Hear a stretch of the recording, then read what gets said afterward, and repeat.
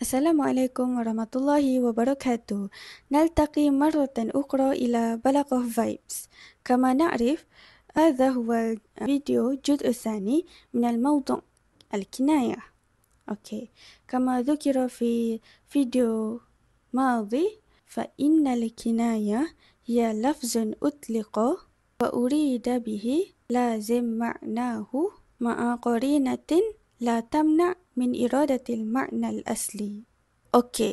Sekarang mari kita telusuri pembahagian-pembahagian kinayah. Seperti yang telah dinyatakan dalam video sebelum ni, kinayah terdapat 3 jenis. Tapi, adakah anda tahu apakah jenis-jenis kinayah tu? Kalau tak tahu, jom kita belajar bersama-sama. Kinayah ni dia terbahagi kepada 3 bahagian. Yang pertama adalah kinayah anis sifah, yang kedua adalah kinayah anil mausuf, dan yang ketiga adalah kinayah anil nisbah. So dah dapat tangkap kan 3 ni? Yang pertama adalah kinayah anis sifah, yang kedua adalah kinayah anil mausuf, dan yang ketiga adalah kinayah anil nisbah. Tapi hari ini saya nak fokuskan kepada jenis kinayah yang pertama, iaitu kinayah anis sifah.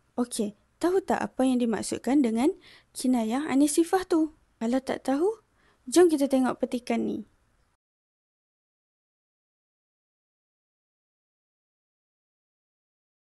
Jadi kesimpulan daripada petikan tadi, kinayah tentang sifat ni dia menggambarkan seseorang ataupun sesuatu perkara itu dengan sifat yang berkait rapat dengan seseorang dan ataupun sesuatu perkara itulah. Which is dia menzahirkan kiasan terhadap sifat yang ingin dimaksudkan. Kalau tak faham, tak apa. Mari kita tengok contoh dia supaya lebih mudah untuk faham. Contoh untuk kinayah anis sifah seperti yang telah dinyatakan dalam slide ini, yakni innal mu'mina ya'kulu fi mi'an wahidin wal kafira ya'kulu fi sab'ati am'ain. Yang bermaksud orang beriman itu makan untuk 1 perut dan orang kafir itu mereka makan untuk 7 perut. Jadi, perkataan yang mempunyai kiasan di sini adalah 1 perut dan 7 perut. 1 perut bermaksud berpuas hati, iaitu cukup sekadarnya. Manakala 7 perut kiasan kepada sifat tamak haluba. Maka dengan ini bertepatanlah contoh ini dengan takrif kinayah, iaitu menyampaikan sesuatu yang lain tetapi menginginkan maksud yang lain. Macam contoh dekat sinilah kan.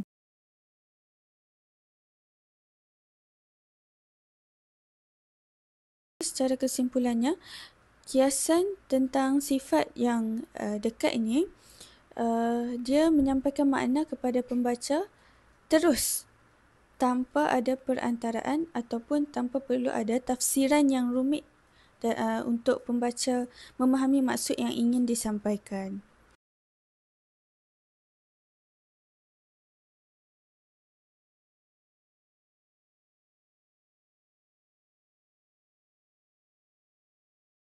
Untuk kiasan tentang sifat yang jauh ini pula, dia berbeza daripada kiasan tentang sifat yang dekat tadi.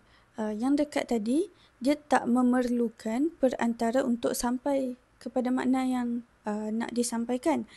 Tapi berbeza pula dengan kinayah tentang sifat yang jauh ni.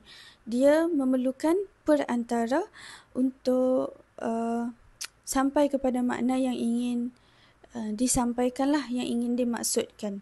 Jadi perbezaan antara kiasan yang dekat tadi dengan kiasan yang jauh ini, kiasan yang dekat tadi tak memerlukan tafsiran ataupun perantara untuk sampai kepada makna yang ingin dimaksudkan, dan kinayah tentang sifat yang jauh ini dia memerlukan perantara ataupun tafsiran untuk sampai kepada maksud yang ingin disampaikan penutur.